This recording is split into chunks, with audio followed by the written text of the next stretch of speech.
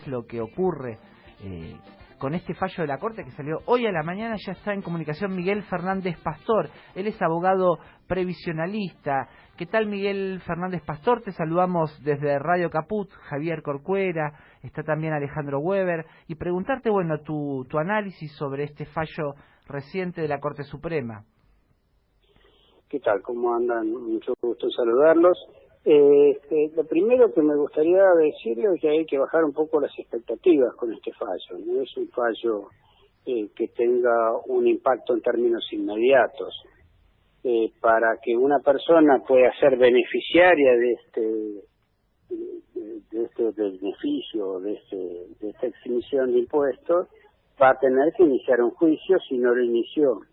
Y si lo inició, va a tener que tener sentencia definitiva de Cámara, por lo menos, de aquí para adelante, y después mandarlo a ANSES. ANSES tiene en stock 86.000 sentencias para liquidar, esperar que se le dé el orden de prelación que le corresponde en función de la sentencia que tiene, y recién se la van a liquidar, con suerte, dentro de 2 años. Así que es una sentencia que no tiene una aplicación en términos inmediatos, ni siquiera para García, que es la beneficiaria.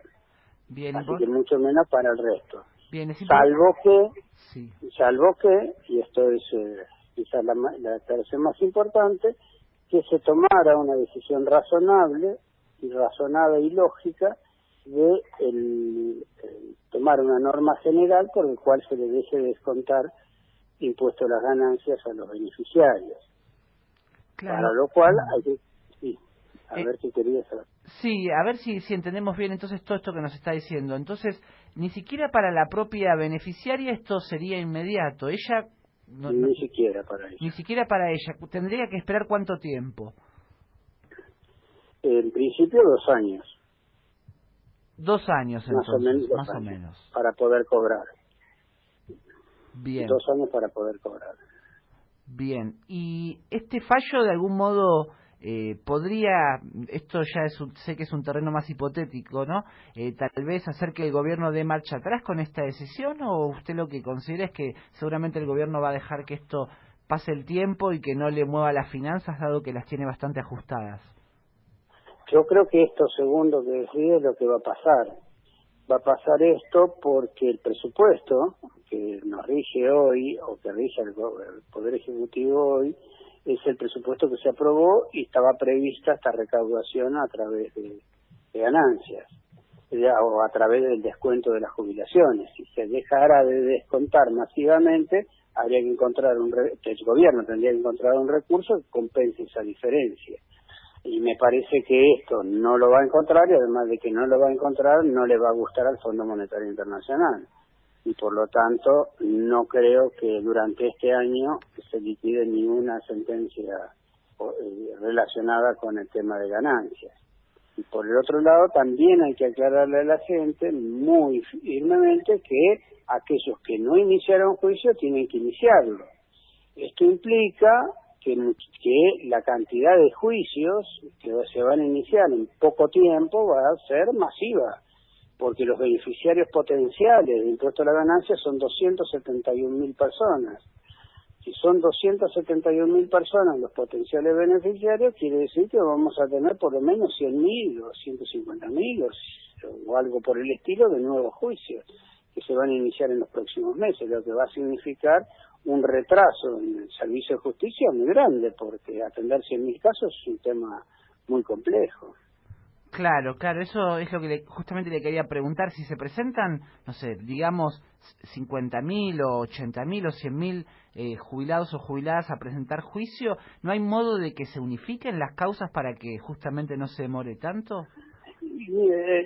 Lamentablemente hasta ahora no tenemos ningún fallo de lo que se conoce como causas colectivas en la Argentina, aunque la Corte tiene un tratamiento en causa de el defensor del pueblo, que ya no es más defensor del pueblo porque falleció. Por lo tanto, no hay un fallo que involucre a todos, ni va a haber en este tema. Y por otro lado, yo insisto en los apretujones económicos en que está el gobierno, en la situación fiscal que tiene, no da la impresión que vaya a tomar una decisión general de buena gana. La tendría que tomar bajo presión muy fuerte. Claro que existe el camino de la ley, ¿no? Que incluso la propia Corte en el fallo lo propone, que el Congreso se reuniera y sacara una ley eximiendo de impuestos a las ganancias a los beneficiarios y ordenando que retroactivamente se le devuelva. Pero no da la impresión de que esto vaya a ocurrir. Honestamente estamos hablando de una cuestión totalmente imaginativa. En un país donde las decisiones las toma el Fondo Monetario Internacional y no las toma el Ministerio de Economía, es muy difícil que esto ocurra, ¿no? Y estamos en comunicación con Miguel Fernández Pastor, abogado previsionalista. El gobierno había llegado... Yo no soy abogado previsionalista, ¿no? Quiero aclararlo, porque todos lo dicen y lo dejo pasar. Ajá. Abogado previsionalista es el que hace juicios, yo no hago juicios contra el Estado.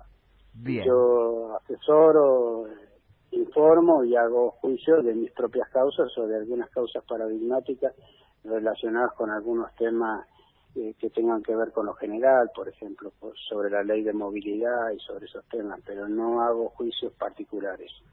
Bien. Preguntarle en ese sentido, ¿qué piensa usted, no, de un gobierno que llegó prometiéndole muchas cosas a los jubilados, que obtuvo muchos votos en ese sector y que les dio esperanzas de que iban a estar mejor realmente una vez que ganaron en el 2015, luego de más de 3 años de gobierno, ¿no? Usted que tiene contacto con los jubilados y las jubiladas, ¿cómo ve que impactaron las políticas de Macri en este sector?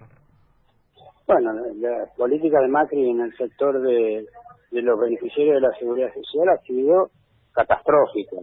La injerencia y la participación del Fondo Monetario Internacional y del Banco Mundial y las decisiones políticas que tomó el gobierno ha sido también catastrófica. Para que hagamos un pequeño raconto, la ley de reparación histórica que el gobierno vendió con bombos y platillos, sabemos hoy que el único objeto de esa ley era el ajuste, permitir vender el Fondo de Garantía de Sustentabilidad, permitir que el pago de las jubilaciones se vean reducidas con la PUAN, la pensión universal para el adulto mayor, que implica el 80% de la jubilación mínima, y una serie de desgracias más que trae la ley de reparación histórica, que por ahí no viene a cuento tratarla hoy, y que los beneficios que prometieron que iban a ser de 2.400.000 terminaron siendo 700.000. El informe que acaba de sacar la justicia, que publicó Clarín la semana pasada, así lo acredita. Y que además justamente el objeto era que no hubiera más juicios, y hoy vemos que se multiplican los juicios a diestra y siniestra. También la modificación de la fórmula de movilidad ha significado una pérdida enorme de poder adquisitivo. En definitiva, en 3 años los jubilados y pensionados de la República Argentina han perdido más del 25% de su haber en términos reales, y respecto de la inflación más del 70%. Así que la verdad que no hay nada para que uno se ilusione con este gobierno. Creo que no cumplió ninguna de las promesas que tenía. Por supuesto que muchos, como en mi caso, imaginábamos que esto podía ocurrir. Probablemente haya sido peor de lo que uno se podía imaginar la política en materia de seguridad social, y efectivamente el mayor respaldo de este gobierno estuvo en la gente mayor. Hoy está por verse si ese respaldo se mantiene como tal. Algunos encuestadores dicen que sigue teniendo el mayor respaldo en la gente mayor, pero también es cierto que al tener un muy bajo respaldo el gobierno nacional, esa gente mayor también es mucho menor. Perfecto, Miguel Fernández Pastor. Ya volviendo al primer tema, que es sobre el que estábamos hablando, ¿no? El fallo de la Corte, preguntarle una cuestión un poco más técnica, que tal vez para quienes no somos abogados nos es más complejo de entender, pero que nos resulta interesante, que es el hecho de si en estos casos, justamente para ahorrarse el Estado la acumulación de juicios, no se puede hacer o interponer un per saltum, que bueno, yo sé que es una locución latina, pero me gustaría que nos explique usted eso. No cabe el per saltum porque la Corte ya dijo lo que tenía que decir. Iba a decir, repetir lo mismo que dijo. Es decir, lo que tendría que habilitarse son lo que se conocen como las acciones colectivas. Si hubiera una acción colectiva y la encarara alguna organización, por ejemplo el Defensor del Pueblo o la CGT o alguna institución de esas características, o la Confederación de Jubilados, por ejemplo, podría, y la Corte resolviera que se le hiciera caso y que se aceptara la acción colectiva, podría beneficiar a todos. Pero esto implica un juicio que todo lo demás lo van a hacer. Es decir, la solución es política, porque el gobierno lo decide a través de una norma general de AFIP o de ANSES, o conjunto entre AFIP y ANSES, o porque sale una ley, y en esa ley se dice, muchachos, dejémonos de jorobar y paguenle a todo el mundo lo que le corresponde. Eso es lo que sería razonable que ocurriera. Pero bueno, no me da la impresión que eso en este año pueda ocurrir. Quizás el año que viene es posible, pero este año me parece muy difícil porque el presupuesto está hecho en función de esta recaudación. Y no imagino al Fondo Monetario Internacional diciéndole devuelvan esta plata, porque va a ser una cantidad de plata importante, no va a ser una cantidad de plata menor. Clarísimo. Pero son presunciones, ¿no? Claro. Le agradecemos mucho por conversar con Radio Caput, por explicarnos, por aclararnos un poco esta situación con este fallo de la Corte y de los jubilados y jubiladas en general.